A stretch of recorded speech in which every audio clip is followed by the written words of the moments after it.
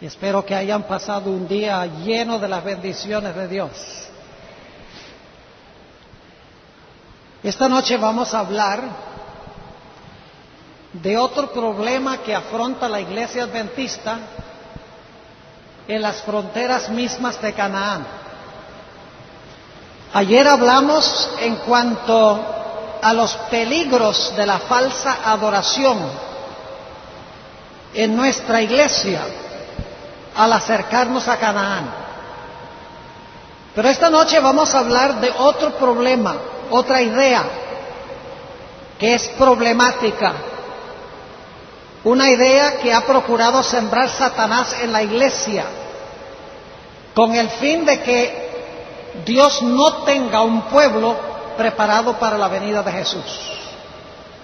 Antes de estudiar nuestro tema esta noche, queremos pedir que Dios bendiga nuestro estudio, así que les invito a que junto conmigo inclinen sus rostros y vamos a elevar una oración a Dios. Padre Celestial, te damos gracias por este maravilloso día. Te damos gracias por tu palabra, que es una guía segura en un mundo de confusión y de rebelión.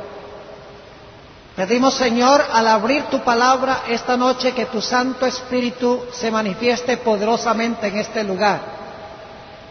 Danos mentes claras y especialmente danos corazones tiernos para recibir el mensaje que tienes para nosotros. Padre, te ruego que quites de nuestra carne el corazón de piedra y que pongas un corazón tierno para escuchar tu voz y recibir tu palabra. Te lo pedimos en el precioso nombre de tu Hijo, Cristo Jesús. Amén. Quiero invitarles a que abran sus Biblias conmigo al libro de Génesis, el capítulo 28.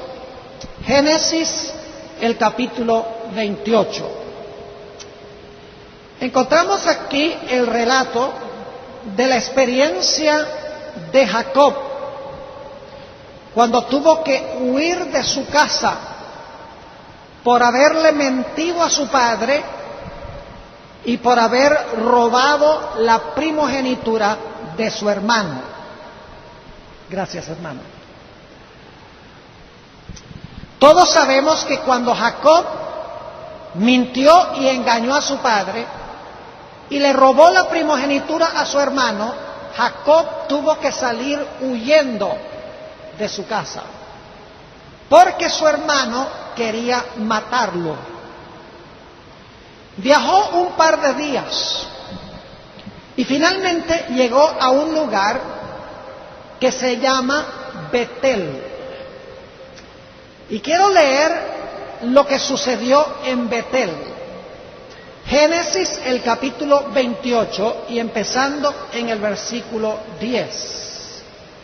28:10. Y salió Jacob de Berseba y fue a Harán, y encontró con un lugar y durmió allí, porque ya el sol se había puesto, y tomó de las piedras de aquel paraje y puso a su cabecera y acostóse en aquel lugar. No cabe duda de que Jacob estaba apesadumbrado, triste, lleno de un sentido de culpa por el pecado que había cometido. Pensaba que Dios posiblemente lo había desamparado por causa de su pecado. Se sentía separado de Dios. Y cuando se acostó a dormir, Dios le dio un maravilloso sueño. Y en ese sueño le mostró que la puerta de la oportunidad no se había cerrado, que había aún comunión entre Dios y Jacob.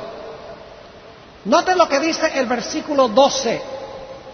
Y soñó, y he aquí una escala, es decir, una escalera, que estaba apoyada en la tierra, y su cabeza tocaba en el cielo.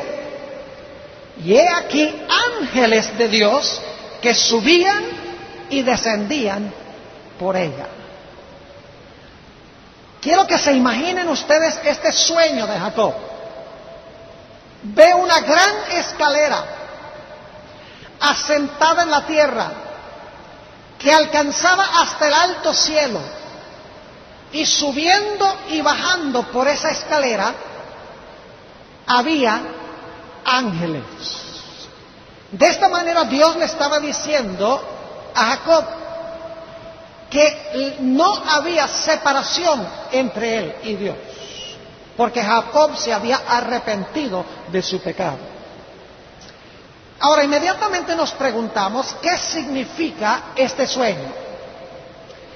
En el Nuevo Testamento, en el Evangelio según San Juan, el capítulo 1 y el versículo 51, encontramos la interpretación sagrada, inspirada de este episodio. La escalera representa algo. No es una escalera literal. La escalera era simbólica de algo muy importante o de alguien muy importante. Aquí Jesús está hablando con Natanael y fíjense lo que dice en San Juan 1 y el versículo 51. Y dícele: de cierto os digo, de aquí en adelante veréis el cielo abierto y los ángeles de Dios que suben y descienden sobre el Hijo del Hombre. En otras palabras, esa escalera representaba a Jesús,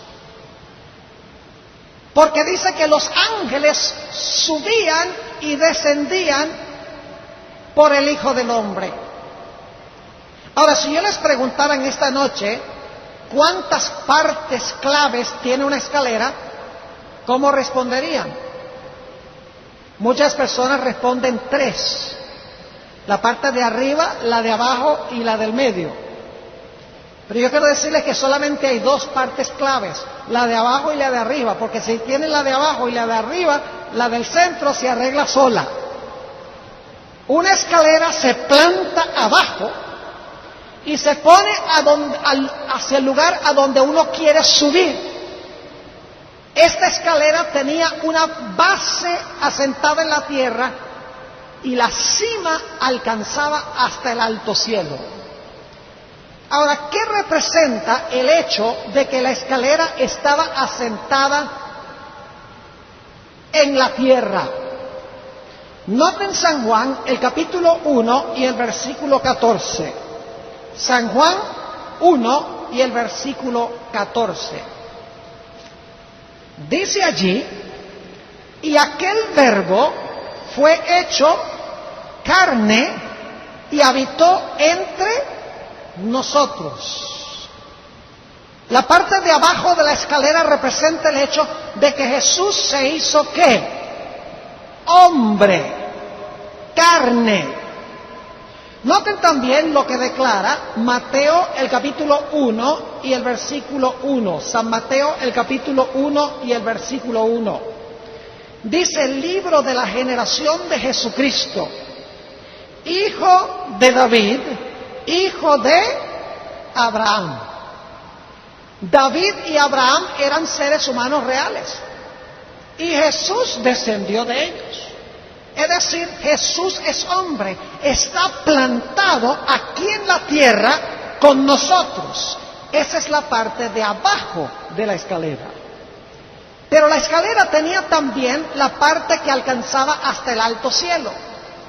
¿Qué representaba la parte de arriba de la escalera? San Juan, el capítulo 1 y los versículos 1 al 3 tiene la respuesta. San Juan 1 y el versículo 1 al 3. Dice: en el principio era el Verbo, y el Verbo era con Dios, y el Verbo era Dios. Es decir, antes de venir a este mundo, el Verbo que se hizo carne era Dios en el cielo. Noten también San Mateo, el capítulo 1 y el versículo 23. Estos son textos muy bien conocidos Mateo el capítulo 1 y el versículo 23. Dice, he aquí, la Virgen concebirá y parirá un hijo, y llamará su nombre Emmanuel, que declarado es con nosotros Dios. Es decir, la parte de abajo de la escalera representa la humanidad de Jesús, mientras que la parte de arriba de la escalera representa la deidad o la divinidad de Jesús. Jesús es hombre con los hombres y es Dios con Dios. Es el Dios hombre. Ahora quiero que noten un poco más detenidamente esta realidad. Vayan conmigo a San Lucas el capítulo 3. Lucas el capítulo 3 y el versículo 23. Lucas 3 y el versículo 23. Aquí comienza la genealogía de Jesús. Y dice en el versículo 23, y el mismo Jesús comenzaba a ser como de 30 años, hijo de José, como se creía que fue hijo de Elí, y así sucesivamente se mencionan todos los ascendientes de Jesús. Y quiero que noten cómo termina la lista en el versículo 38. Dice que fue hijo de Cainán, que fue hijo de Enos, que fue hijo de Set, que fue hijo de Adán, que fue hijo de Dios.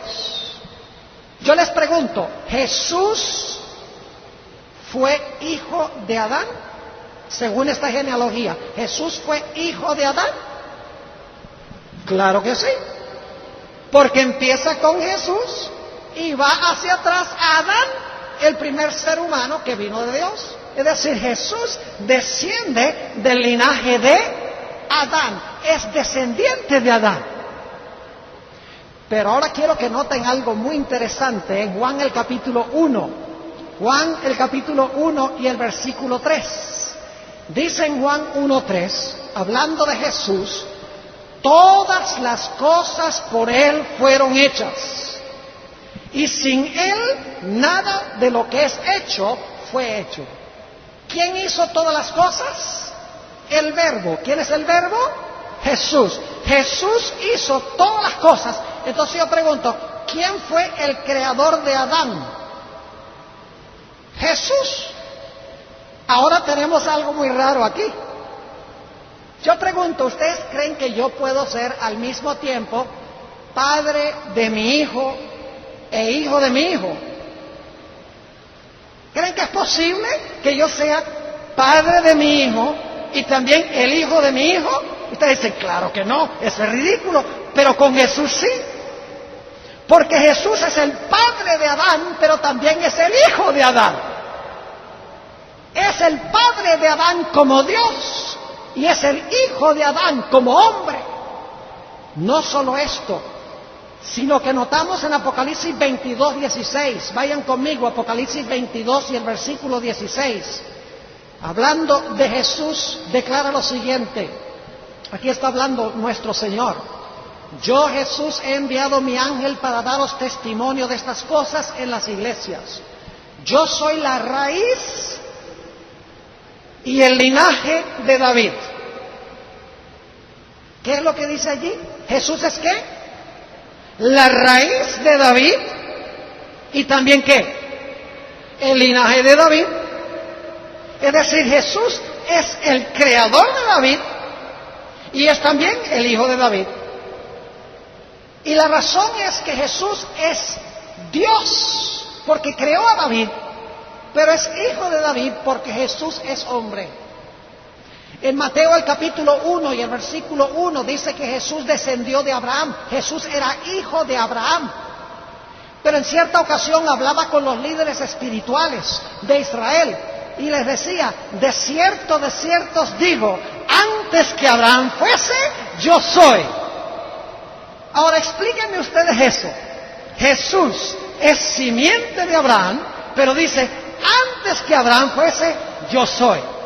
Jesús es padre de Abraham como Dios y es hijo de Abraham como hombre.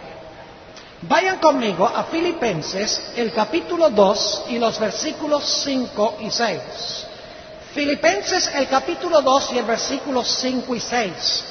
Aquí nos relata el momento en que se colocó la escalera. Ahora escuchen bien. Generalmente cuando nosotros ponemos una escalera, la ponemos en el suelo y entonces la ubicamos arriba a donde queremos subir. Pero esta escalera de Génesis 28 es lo contrario. La escalera está en el cielo y Dios baja la escalera del cielo a la tierra y la ubica en la tierra. Es decir, la escalera no se pone en la tierra primero para luego alcanzar el cielo. La escalera se baja del cielo y se asienta sobre la tierra.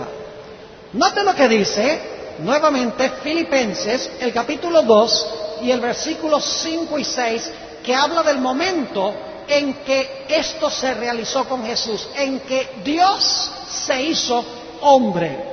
En el versículo 5, hablando de Jesús, haya pues en vosotros este sentir que hubo también en Cristo Jesús, el cual siendo en forma de Dios, no tuvo por usurpación ser igual a Dios.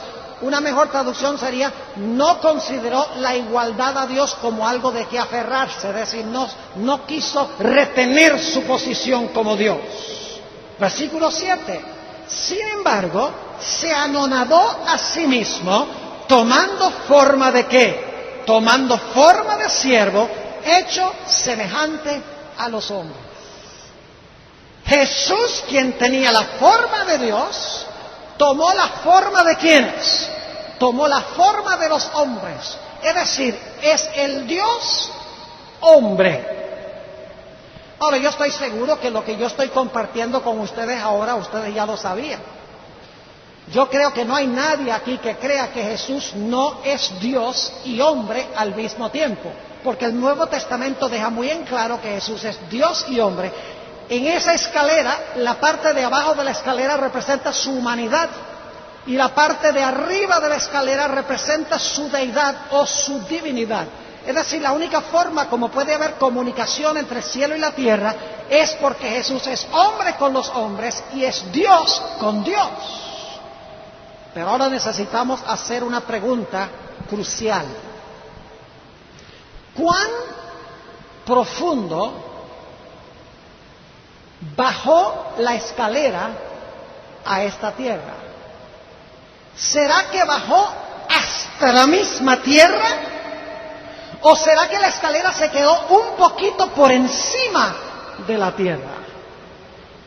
La palabra dice que la escalera llegó hasta la tierra y se asentó en la tierra. La pregunta que yo estoy haciendo es esta. El Señor Jesucristo, cuando vino a este mundo y se hizo hombre, tomó la naturaleza de Adán antes de que Adán pecara, o tomó la naturaleza de Adán después de Adán pecar. Esta pregunta es crucial y es controversial en la Iglesia Adventista, debo decirles. En esta serie de temas no nos vamos a esconder de lo controversial. Les voy a presentar lo que yo creo que la Biblia enseña. Ustedes tienen que buscar en la palabra de Dios y el espíritu de profecía y corroborar lo que yo estoy diciendo. Pero yo he estudiado muchas horas estas cosas y lo que estoy compartiendo estoy convencido que es la verdad de Dios, como se encuentra en la Biblia y en el espíritu de profecía. La pregunta crucial es, ¿vino Jesús con la naturaleza humana de Adán antes de su transgresión o después de su transgresión? Escuchen, si vino con la naturaleza de Adán antes de su transgresión, entonces Jesús no nos alcanza a nosotros a donde nosotros estamos. La escalera no baja completamente a la tierra porque Jesús no es como nosotros. Es como Adán antes de la transgresión. Ahora, yo quisiera examinar el testimonio bíblico sobre este asunto de la naturaleza de Cristo, porque es de crucial importancia, vamos a encontrar en estos últimos días de la historia. Vayan conmigo al libro de los Hebreos, el capítulo 2, y vamos a leer empezando en el versículo 14. Hebreos, el capítulo 2 y el versículo 14.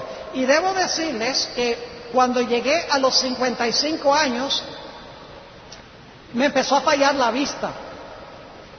Y por eso a veces cuando leo, como que leo mal. Así que si leo mal, por favor ustedes me corrigen, ¿está bien? Yo no sé si voy a leer mal o no, pero aquí tengo mis lentes por si acaso, para que ustedes me corrijan. Ahora, noten Hebreos 2 y el versículo 14. Así que, por cuanto los hijos, es decir, los hijos de Dios el Padre, por cuanto los hijos participaron de carne y sangre, Él también participó ¿de qué? De lo mismo. Semejante a quienes es Jesús en este versículo, lo que hemos leído hasta ahora. Los hijos. ¿Que son quiénes? Nosotros. Así que por cuanto los hijos participaron de carne y sangre, Él también participó de lo mismo, para destruir por la muerte al que tenía el imperio de la muerte, es a saber, el diablo, y librar a los que por el temor de la muerte estaban por toda la vida sujetos a servidumbre.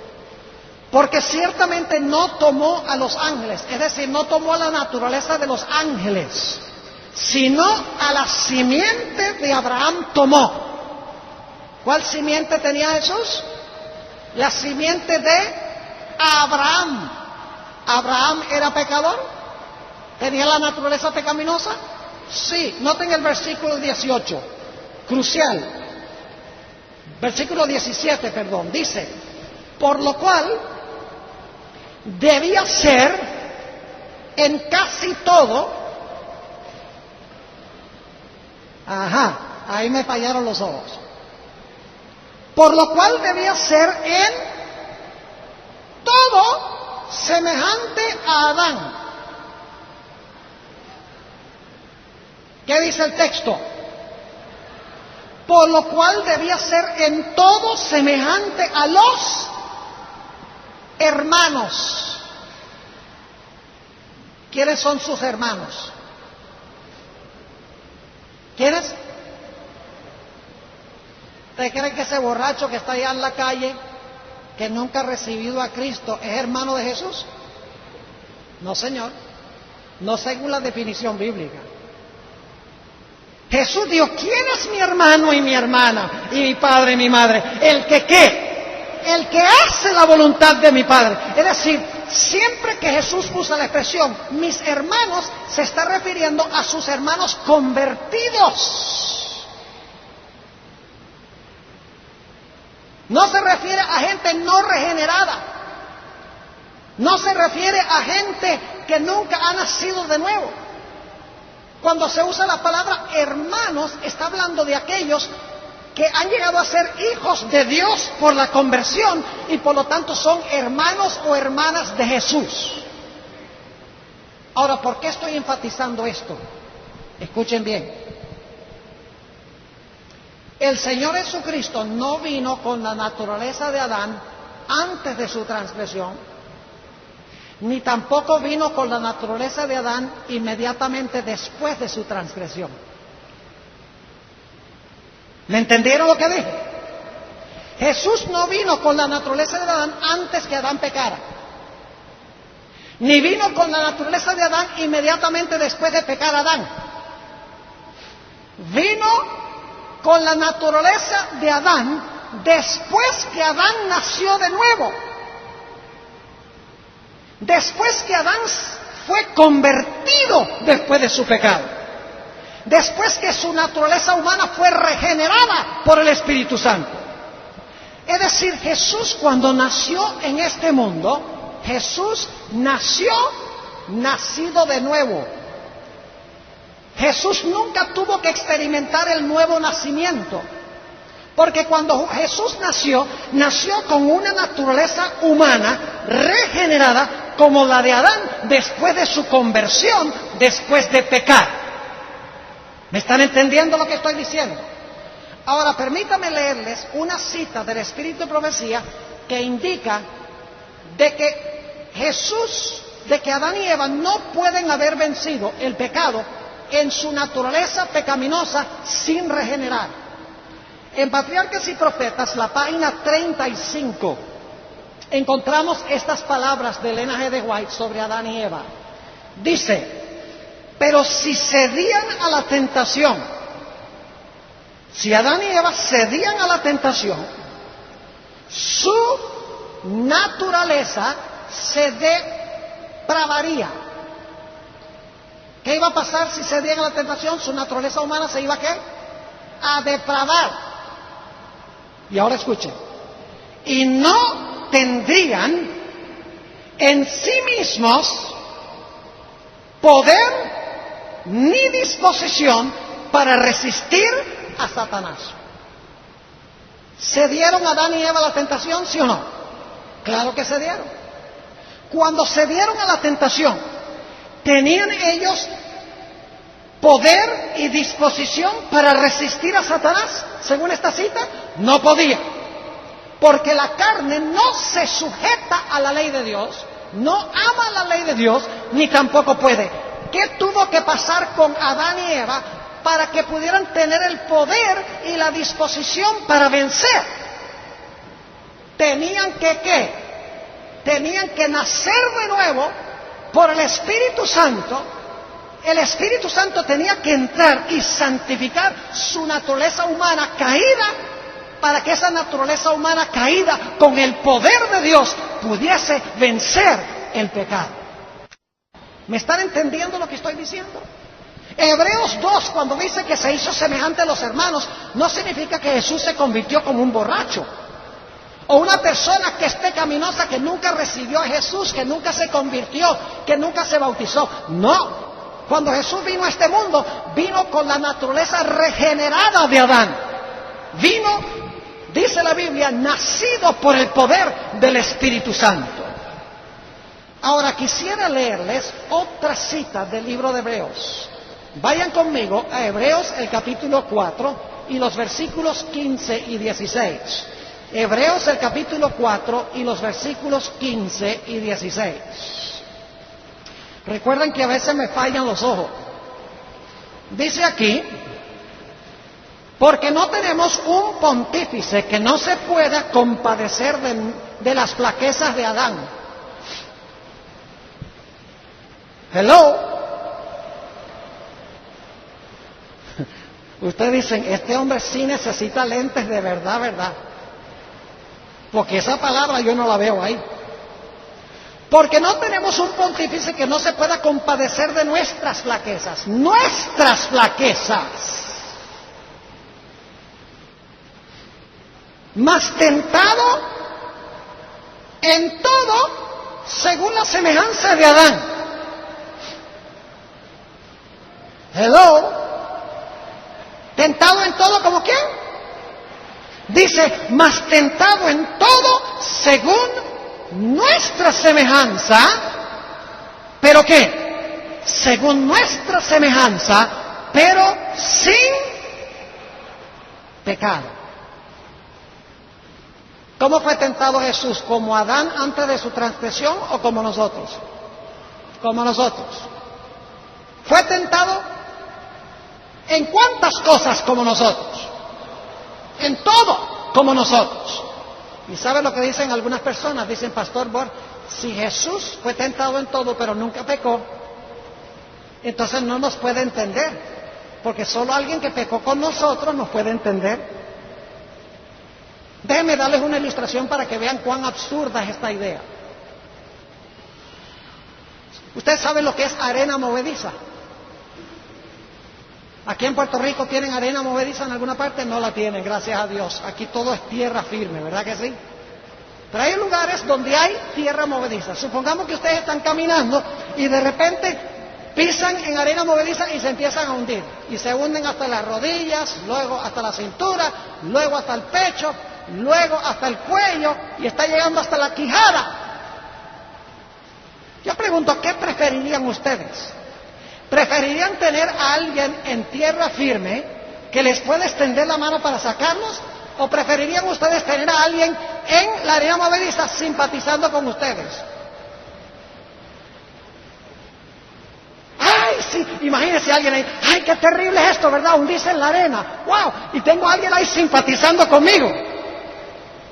De nada va a ayudar. Si Jesús se hubiera hundido en el pecado, Él hubiera necesitado a un redentor. Pero Jesús afrontó todas las acechanzas que Satanás nos lanza a nosotros, dice aquí. La única diferencia es que aunque lo afrontó todo en carne humana, en nuestra naturaleza convertida, dice que cuando se enfrentó a Satanás no pecó ni una sola vez. Ahora escuchen, ¿han leído ustedes alguna vez la lista de los antecesores de Jesús? Permítame mencionarles algunos, porque la genealogía de Jesús se da en Mateo 1. En esa genealogía estaba Abraham, el mentiroso, el falto de fe. En esa genealogía estaba Jacob, el engañador, polígamo. En esa genealogía estaba Rahab, la ramera. En esa genealogía estaba Betsabé, la adúltera. En esa genealogía estaba David, el asesino y el adúltero. En esa genealogía estaba Ruth, que ni siquiera era israelita, era de Moab. Inclusive en esa genealogía estaba Amón, ese rey inicuo de Judá, que edificó los lugares altos, sacrificaba niños, llenó las calles de Jerusalén con sangre. Amón está en la lista de la genealogía de Jesús. Y Jesús nació, según dice la Biblia, de esa genealogía. Nació con una naturaleza pecaminosa, pero una naturaleza pecaminosa que nunca pecó. Ahora vayan conmigo a Romanos el capítulo 8, Romanos el capítulo 8 y los versículos 3 y 4. Romanos el capítulo 8 y los versículos 3 y 4. Y vamos a empezar leyendo en el versículo 1 para captar el contexto. Dice: ahora pues, ninguna condenación hay para los que están en Cristo Jesús, los que no andan conforme a la ¿qué? A la carne, sino conforme al Espíritu. No hay condenación para los que andan ¿cómo? Los que no andan conforme a la carne, sino los que andan conforme a ¿qué? Al Espíritu. Versículo 2. Porque la ley del Espíritu de vida en Cristo Jesús me ha librado de la ley del pecado y de la muerte. Y ahora noten el versículo clave. Porque lo que era imposible a la ley, por cuanto era débil por la carne, Dios, enviando a su Hijo en semejanza de carne de Adán, antes de pecar, ¿qué dice? Por cuanto lo que era imposible a la ley, por cuanto era débil por la carne, Dios enviando a su Hijo en semejanza de carne de pecado. Y a causa del pecado, condenó al pecado. ¿Cómo condenó el pecado? En la carne. ¿Tenía Jesús una naturaleza humana caída? Según esto, si ustedes siguen leyendo la palabra carne, van a encontrar que se refiere a la naturaleza pecaminosa del ser humano.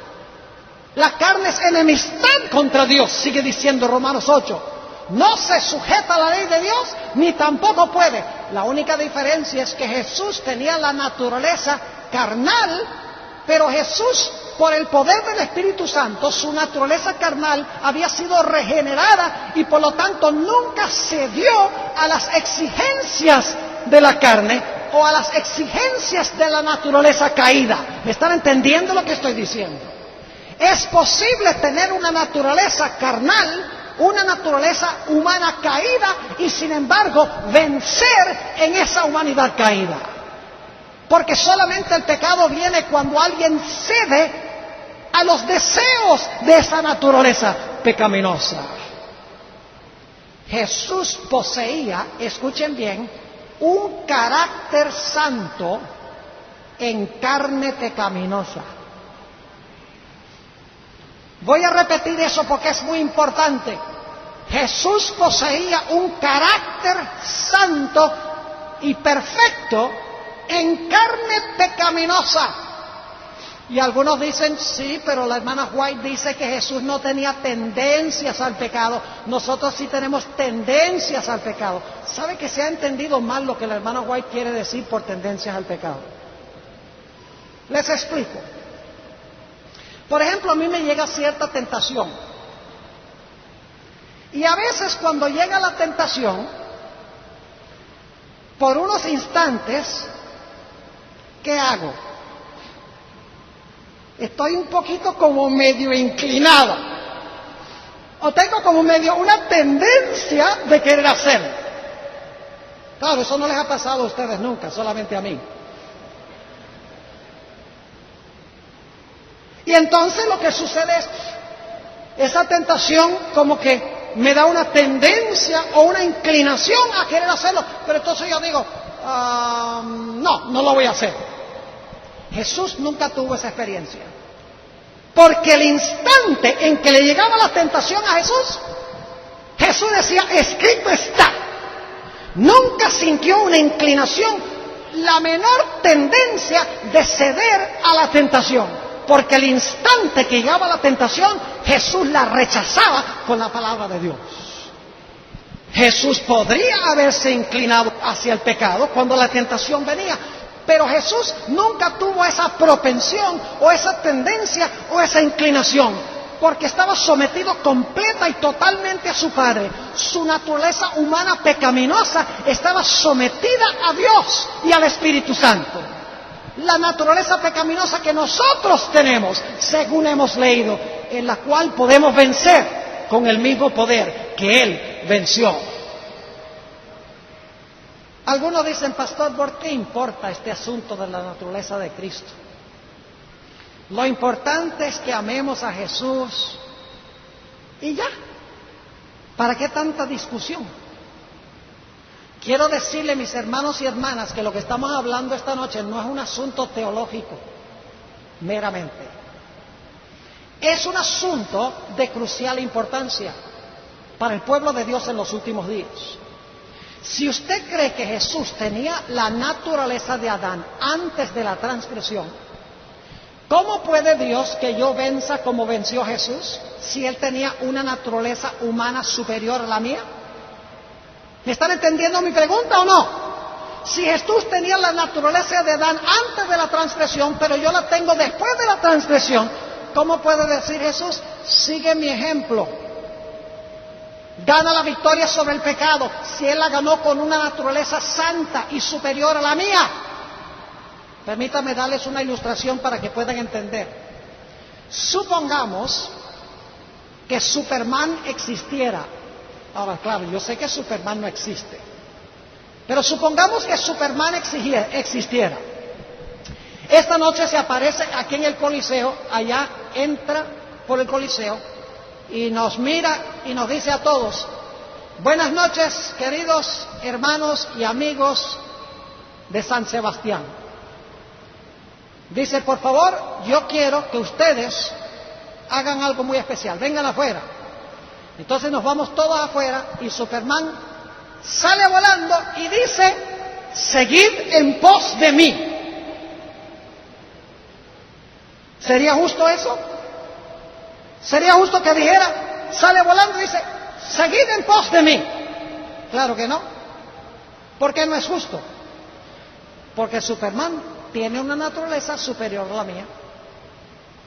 ¿Cómo puedo yo seguir el ejemplo de Él si yo tengo una naturaleza diferente que la de Él? La Biblia y el Espíritu de Profecía dice que Dios tendrá en este mundo, al final de la historia, un pueblo que ganará la victoria completa y total sobre el pecado en una naturaleza pecaminosa. Vencerán el pecado. Tendrán la misma naturaleza que tuvo Jesús. El mismo poder del Espíritu Santo que tuvo Jesús. El pastor A.T. Jones, ese famoso predicador del concilio de Minneapolis, tuve el privilegio hace algunos años de estar en Minneapolis predicando en una iglesia y prediqué desde el mismo púlpito de donde predicó Jones y Waggoner y donde predicó Elena G. White en el Congreso de 1888.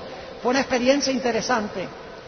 Pero el pastor Jones escribió un libro que se llama El Camino Consagrado a la Perfección Cristiana. Y básicamente él arguyó que si Jesús tenía una naturaleza humana, santa y perfecta como Adán antes de la transgresión, entonces nosotros tenemos que creer en la Inmaculada Concepción de María. Y usted dice, pastor, ¿cómo dice usted eso? Que si creemos que Jesús tenía la naturaleza de Adán antes de la transgresión de Adán, que tenemos que creer en la Inmaculada Concepción de María. Escuchen bien, la razón es muy sencilla. Si Jesús tenía la naturaleza de Adán antes de su transgresión, entonces no recibió su herencia humana de todos los antecesores que se mencionan en Mateo el capítulo 1. Dios tiene que haber hecho un milagro con María para que Jesús, y hacerla a ella inmaculada, para que Jesús pudiera también nacer como inmaculado, sin recibir los resultados de la herencia de sus antecesores. Ahora, hay un pasaje en Primera de Juan que hemos leído muchas veces, pero posiblemente no hemos visto su dimensión más profunda. Primera de Juan, el capítulo 4 y el versículo 1 al 3. Nosotros creemos que el anticristo de la Biblia es ¿qué poder? ¿Quién es el anticristo? Ustedes deben saber esto. ¿Roma qué? Roma papal. Muy bien. Ahora noten primero de Juan 4, 1 al 3. Amados, no creáis a todo espíritu, sino probad los espíritus si son de Dios. Porque muchos falsos profetas son salidos en el mundo. En esto conoced el Espíritu de Dios. Todo espíritu que confiesa que Jesucristo es venido en carne es de Dios. ¿Quiénes son de Dios? Los que confiesan que Jesucristo ha venido ¿cómo? En carne. Versículo 3. Y todo espíritu que no confiesa que Jesucristo es venido en carne no es de Dios, y este es el espíritu del ¿qué? Del anticristo, del cual vosotros habéis oído que ha de venir y que ahora ya está en el mundo. ¿Quién es este anticristo que se menciona aquí? Roma papal. Yo pregunto, ¿Roma papal niega que Jesús haya venido en la carne? Sí. Ellos dicen que Jesús nació con la naturaleza de Adán antes de la transgresión de Adán. Pero entonces tienen un problema. ¿Cómo pueden decir que Jesús nació con la naturaleza de Adán antes de la transgresión de Adán? Pero vino de esta larga lista de descendientes, adúlteros, asesinos, rameras, extranjeros, vino de toda esa herencia. ¿Cómo no recibió su herencia? La Iglesia Católica dice, Dios hizo un milagro con María y la concibió inmaculadamente, y por eso nació Jesús también inmaculado, sin la influencia de sus antecesores. ¿Me están entendiendo lo que estoy diciendo? Es decir que Jesús no vino con la naturaleza de Adán después de su transgresión, regenerado por el Espíritu Santo. ¿Es el espíritu de quién? El espíritu del anticristo. Ahora, hasta este momento he leído citas de la Biblia. Y he dado razones bíblicas. Ahora quiero leer unas citas del Espíritu de Profecía. Dice la sierva de Dios en la revista adventista Review and Herald de febrero 24, 1874 esto: la gran obra de la redención solo podía llevarse a cabo si el Redentor tomaba el lugar del Adán caído. ¿Me oyeron eso? Repito, la gran obra de la redención solo podía llevarse a cabo si el Redentor tomaba el lugar del Adán caído. En el manuscrito 141 del año 1901, dice la sierva de Dios, hablando de la encarnación de Jesús, la naturaleza de Dios, cuya ley había sido transgredida, y la naturaleza de Adán, el transgresor, se unieron en Jesús, el Hijo de Dios y el Hijo del Hombre. ¿Notaron eso? Nuevamente, la naturaleza de Dios, cuya ley había sido transgredida, y la naturaleza de Adán, el transgresor, se unieron en Jesús, el Hijo de Dios y el Hijo del Hombre. En el Youth Instructor del 20 de diciembre del año 1900, dice la sierva de Dios: piense en la humillación de Cristo. Él tomó, ahora esto está claro, Él tomó sobre sí la naturaleza humana caída y sufriente, que estaba degradada y manchada por el pecado. ¿Qué tomó? La naturaleza humana caída y sufriente, que estaba degradada y manchada por el pecado. Deseo de todas las gentes, página 32, dice la sierva de Dios esto, escuchen bien: hubiera sido una humillación casi infinita para el Hijo de Dios tomar sobre sí la naturaleza humana, aun cuando Adán poseía la inocencia del Edén. Es decir, hubiera sido una humillación y casi infinita de esos tomar la naturaleza de Adán cuando Adán estaba inocente en el huerto del Edén. Pero, esa palabra pero es muy importante, pero Jesús aceptó la humanidad cuando la especie se hallaba debilitada por 4000 años de pecado. Como cualquier hijo de Adán, aceptó los efectos de la gran ley de la herencia. ¿Qué aceptó Jesús? Los resultados de la gran ley de la herencia. Y luego dice la sierva de Dios: y la historia de sus antepasados terrenales demuestra cuáles eran aquellos efectos. Mas Él vino con una herencia tal para compartir nuestras penas y tentaciones y darnos el ejemplo de una vida sin pecado. Yo no sé cómo el Espíritu de Profecía puede ser más claro. Les leo una más, y tengo muchas más. Deseo de todas las gentes, página 278, dice la sierva de Dios, hablando de la escalera. Dice: Cristo es la escalera que Jacob vio, cuya base descansaba en la tierra y cuya cima llegaba hasta la puerta del cielo, hasta el mismo umbral de la gloria. Ahora escuchen esto: si esa escalera no hubiese llegado a la tierra y le hubiese faltado un solo peldaño, habríamos estado perdidos. ¿Hasta dónde llegó la escalera? Hasta la tierra, a donde estaba Adán o nosotros. Nosotros, sigue diciendo, pero Cristo nos alcanza a donde nosotros estamos. Tomó nuestra naturaleza y venció. ¿La naturaleza de quién? La nuestra. Dice: tomó nuestra naturaleza y venció, a fin de que nosotros, tomando su naturaleza, pudiésemos vencer. Hecho en semejanza de carne de pecado, vivió una vida sin pecado. Ahora por su divinidad echa mano del trono del cielo, mientras que por su humanidad llega hasta nosotros. Y por eso Jesús puede ser la escalera, porque es uno con nosotros y es uno con el Padre.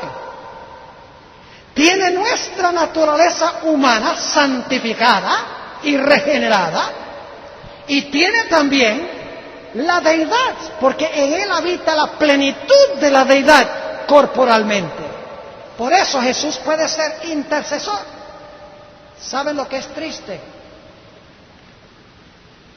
Que hay iglesias hoy en día que dicen que necesitan sacerdotes humanos como intercesores. Es imposible, porque los sacerdotes son solamente humanos, tienen la parte de abajo de la escalera, pero la de arriba no. Además de eso, son pecadores. Pero para representarnos ante Dios, Jesús tiene que haber venido a este mundo en la naturaleza humana caída y haber vencido perfectamente a Satanás para representarnos ante Dios. Note lo que dice Hebreos, el capítulo 7 y el versículo 25 y 26. Hebreos, el capítulo 7 y el versículo 25 y 26. Por lo cual puede también salvar eternamente a los que por Él se allegan a Dios. ¿Cómo nos allegamos a Dios? Por Jesús, viviendo siempre ¿para qué? Para interceder por ellos, porque tal pontífice nos convenía santo, inocente, limpio, apartado de los pecadores y hecho más sublime que los cielos. Ahora, ¿qué había subiendo y bajando por la escalera? ¿Qué había? Ángeles. ¿Qué representa ese hecho de que los ángeles estaban subiendo y bajando sobre Cristo? Aquí vamos a llegar a un punto que raras veces pensamos. ¿Sabe lo que sucede cuando nosotros somos tentados en nuestra naturaleza pecaminosa? ¿Qué debemos hacer cuando somos tentados? ¿Qué hacemos? ¿Qué debemos hacer en ese instante? ¿Debemos qué? Orar. ¿Quién lleva nuestra oración a Jesús y a través de Jesús a Dios? Los ángeles llevan nuestras oraciones a Dios. Y luego, para el alma que está luchando en la tierra, ¿qué le dice Jesús a los ángeles? Vayan, esta alma está implorando ayuda. Vayan allá, luchen con las fuerzas del mal, echen las fuerzas del mal a un lado, para que mi hijo y mi hija puedan vencer. En ese sentido, los ángeles ascienden y descienden sobre el Hijo del Hombre, llevan nuestras oraciones a Dios y traen de Dios las respuestas a nosotros. ¿Ustedes recuerdan cuando Daniel estaba orando en Daniel el capítulo 9, orando a Dios que le explicara la profecía de los 2300 días? ¿Qué hizo Dios? Dios envió a Gabriel y le dijo, mira, antes de que tú empezaras a orar, ya yo venía en camino, ya yo traía la respuesta. Es decir, los ángeles son los emisarios de Jesús. Por eso la Biblia los llama espíritus ministradores. Por eso en el velo que separaba el lugar santo del lugar santísimo, había ángeles bordados que ascendían y que descendían sobre el velo, representando el hecho de que los ángeles están activos, llevando nuestras oraciones y trayendo respuesta de Dios y luchando contra las fuerzas del mal. La sierva de Dios dice que Dios estaría dispuesto de vaciar el cielo de los ángeles antes que dejar que uno de sus hijos sinceros que le imploran ayuda sean vencidos por Satanás. Jesús es nuestro intercesor y todos los ángeles del cielo están esperando para darnos la victoria completa y rotunda sobre el pecado en nuestras vidas. ¿Creen ustedes que es posible vencer como Cristo venció? Ustedes conocen ese versículo. Casi todo lo puedo en Cristo que me fortalece.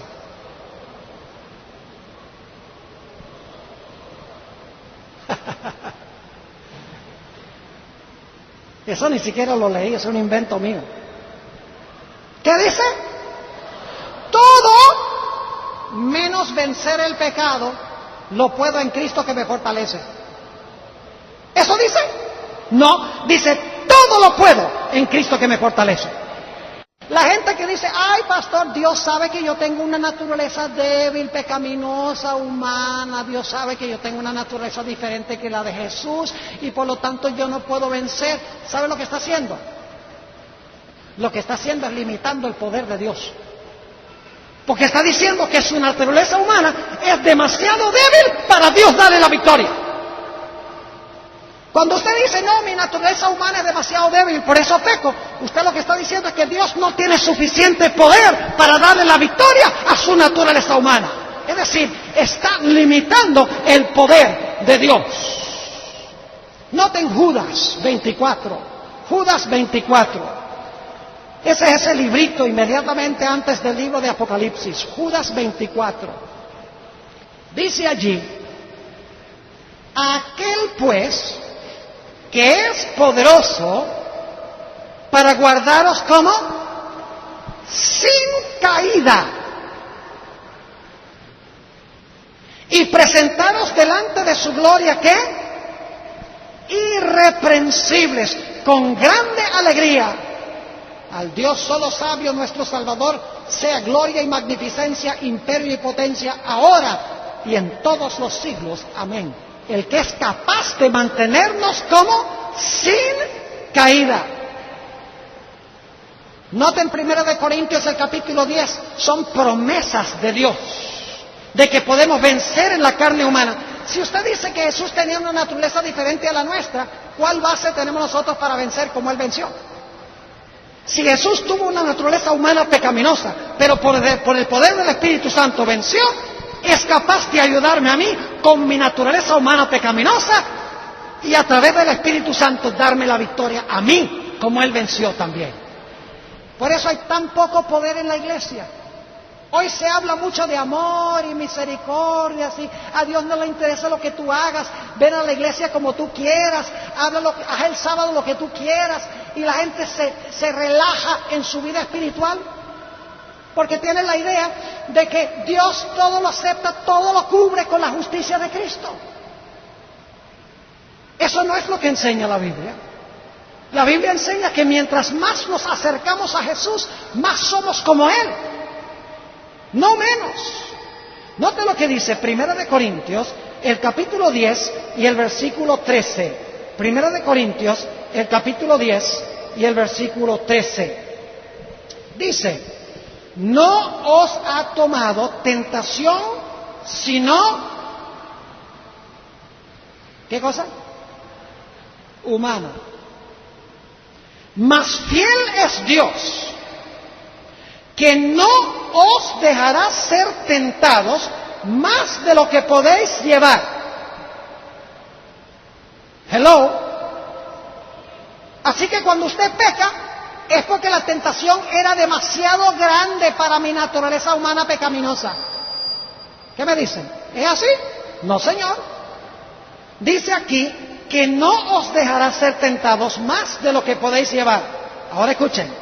Antes dará también juntamente con la tentación la salida para que podáis aguantar. Esa es una promesa de Dios. Y el decir que no es posible es darle una cachetada a Dios, quien hace esta promesa. Ahora ustedes dicen, pero pastor, ¿cómo se puede hacer? Es muy sencillo. ¿Saben por qué Jesús vivió una vida perfecta en una naturaleza pecaminosa? ¿Saben por qué desarrolló un carácter perfecto en una naturaleza humana pecaminosa? Porque Jesús pasaba tiempo con su Padre. ¿Cuánto tiempo pasas tú con Dios? cada mañana, durante el día. ¿Cuántas veces hoy pensaste en la segunda venida de Jesús? ¿Cuántas veces hoy, cuando te vino la tentación, cerraste los ojos, elevaste una plegaria a Jesús diciendo: Señor Jesús, yo no puedo resistir esta tentación, manda ayuda? Y Jesús mandó una banda de ángeles para echar a un lado a los poderes del maligno. Miren, si alimentamos la carne, seremos carnales. Si alimentamos nuestra naturaleza espiritual regenerada, seremos espirituales. Aquello a lo cual dedicamos nuestro tiempo determina si ganamos victoria sobre el pecado o no. Noten lo que dice Hebreos 12, 1 al 3. Hebreos el capítulo 12 y los versículos 1 al 3. Es un texto muy hermoso. Después de hablar de todos los héroes de la fe en el Antiguo Testamento, dice esto el apóstol San Pablo: por tanto nosotros también, teniendo en derredor nuestro tan grande nube de testigos, dejando todo el peso del pecado que nos rodea, corramos con paciencia la carrera que nos es propuesta. ¿Y cómo debemos correr la carrera? ¿Cómo debemos hacerlo? Puestos los ojos en el autor y el consumador de la fe, en Jesús. ¿Cómo es que logramos echar a un lado el pecado y avanzar en la vida cristiana?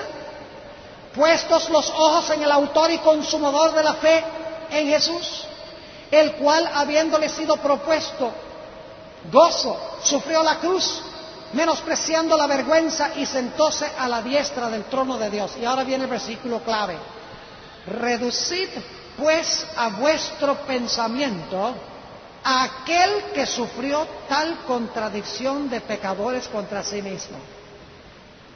¿Qué debemos hacer? Reducir, ¿qué cosa? A nuestro pensamiento a Jesús. ¿Y qué pasará?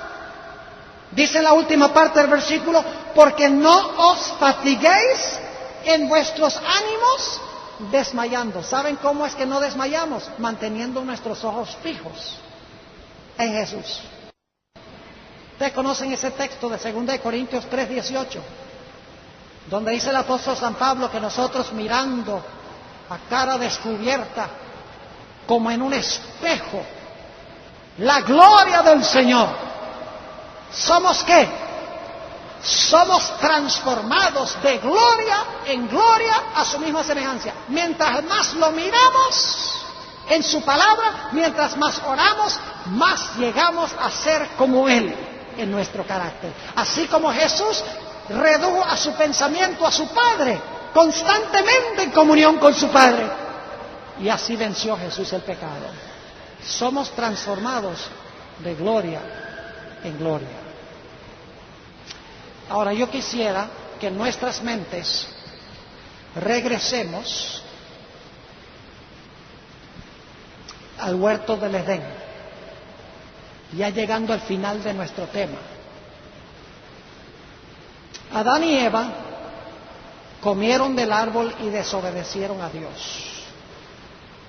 Dice la Biblia que empezaron a esconderse, o sea, se escondieron de Dios en medio del huerto porque quedaron destituidos de la gloria de Dios. El manto glorioso de luz se fue. Y estaban asustados, estaban avergonzados, se escondieron en el huerto. Y viene Dios y primero habla con el hombre. Le dice al hombre: ¿qué has hecho? Y Adán, él no ve la seriedad del pecado. Él dice: mira, la mujer que tú me diste me dio del fruto y comí. La culpa la tiene ella. ¿Estaba arrepentido? ¿Adán estaba arrepentido? No. Estaba echándole la culpa a los demás. Y luego viene Dios a Eva y le dice: Eva, ¿qué has hecho? Y él dice: la serpiente que tú hiciste. ¿Estaba arrepentida Eva?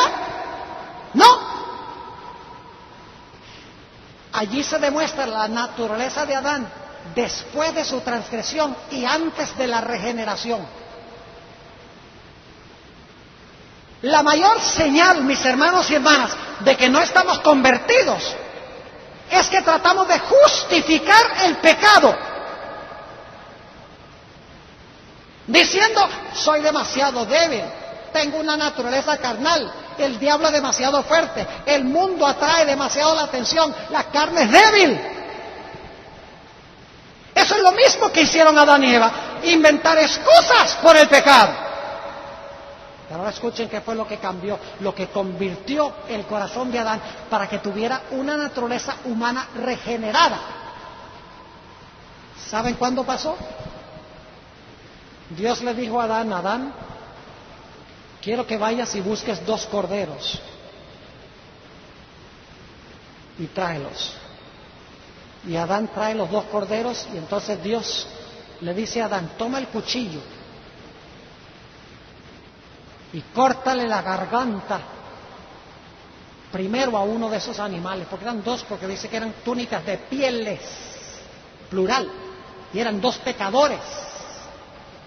Así que Adán toma el cuchillo, le corta la garganta a ese cordero, chorrea la sangre del cordero, y de repente el cordero está inerte, muerto en sus brazos.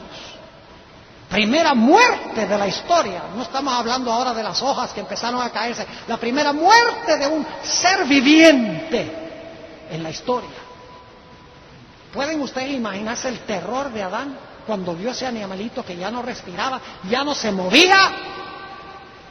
Y luego Dios le dice: toma el otro cordero, corte también la garganta a ese cordero, y le corta la garganta al cordero, le chorrea la sangre.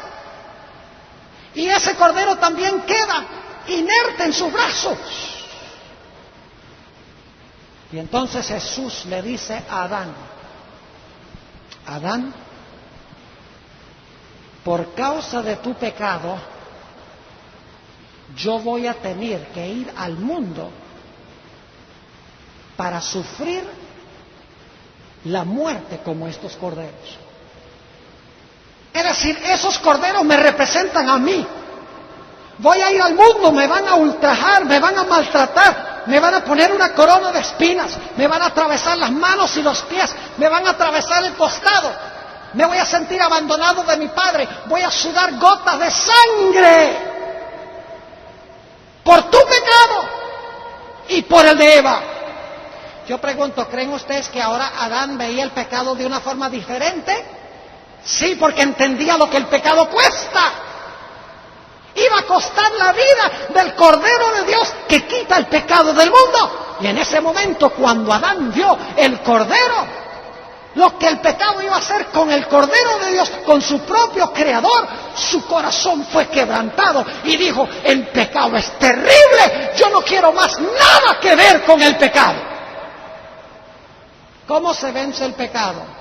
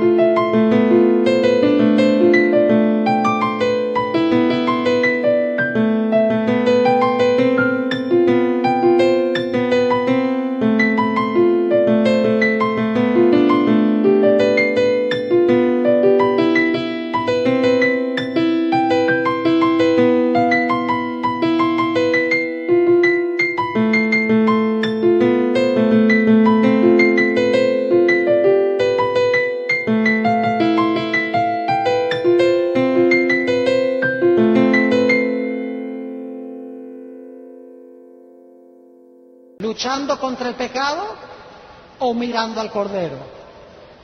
A veces el problema que tenemos es que estamos luchando contra pecados. A ver si venzo esto, y a ver si venzo esto, y a ver si venzo esto. Y estoy luchando, peleando con el pecado. La forma de vencer el pecado es mirando al Cordero.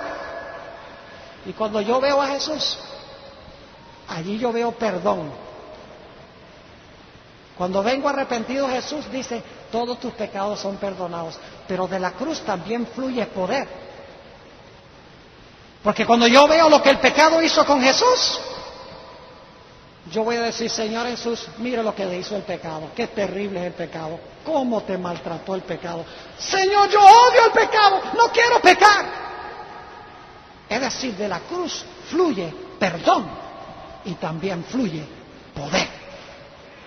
No vencemos porque no tenemos los ojos en la cruz. Tenemos los ojos en todas partes, menos la cruz. Quiero terminar en esta noche con una última experiencia. Tuve el privilegio de enseñar teología durante un periodo de 6 años en la ciudad de Medellín, Colombia. Más o menos a 1 hora y media de la ciudad de Medellín queda una piedra gigantesca que está hundida en la tierra, que sobresale. Yo no sé cuánta es la altura, pero tendrá varios centenares de pies de altura.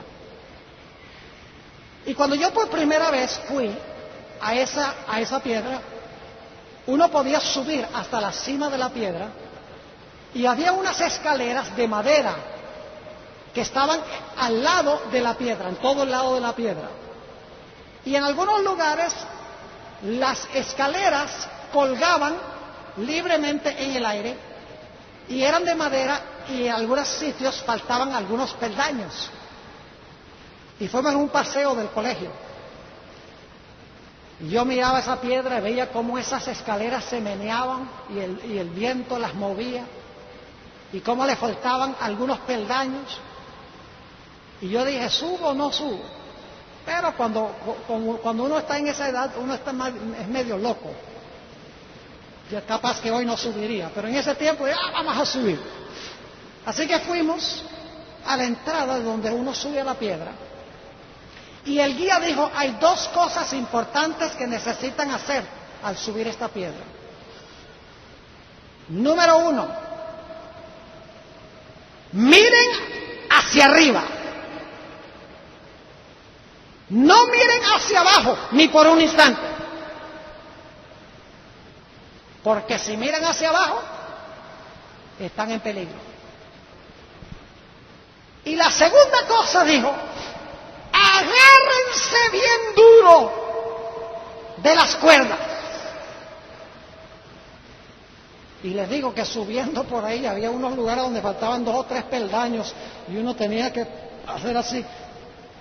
Y claro, uno miraba hacia abajo y veía directo hacia abajo el suelo.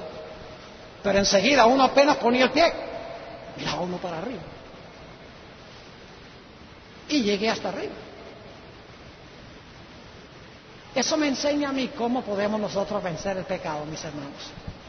Aferrándonos de Jesús y mirando siempre hacia arriba.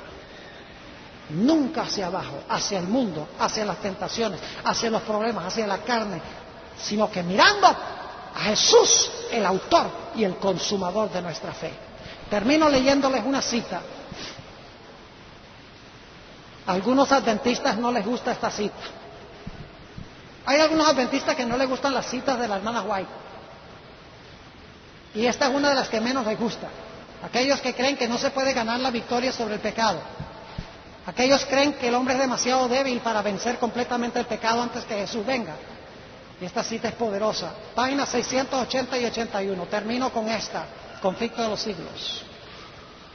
Dice la sierva de Dios, ahora, mientras que nuestro gran sumo sacerdote está haciendo propiciación por nosotros, debemos tratar de llegar a la perfección en Cristo. Nuestro Salvador no pudo ser inducido a ceder a la tentación ni siquiera en pensamiento.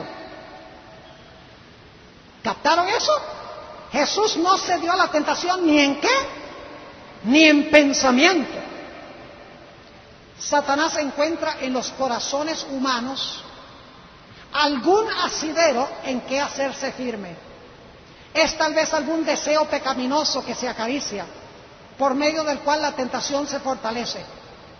Pero Cristo declaró: viene el príncipe de este mundo y no tiene nada en mí. Satanás no pudo encontrar nada en el Hijo de Dios que le permitiese ganar la victoria.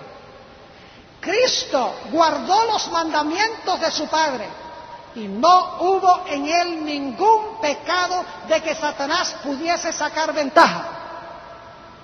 Y ahora viene la conclusión. Esta es la condición en que deben encontrarse los que han de poder subsistir en el tiempo de angustia. Ni en pensamiento. Si nosotros creemos que el tiempo de angustia viene pronto, mis hermanos y hermanas, tenemos una gran obra de edificación del carácter.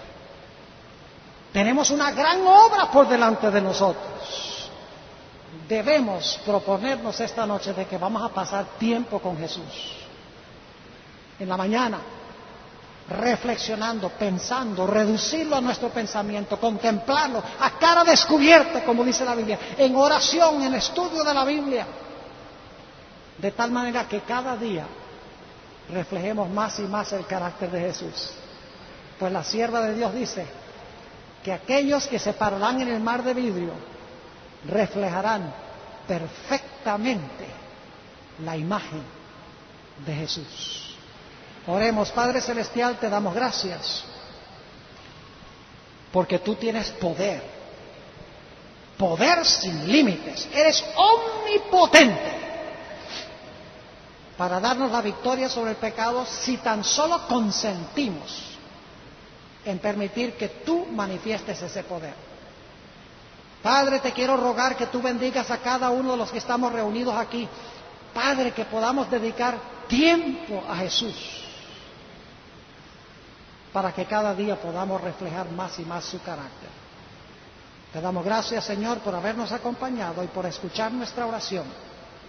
Pues te lo pedimos en el nombre de Jesús. Amén.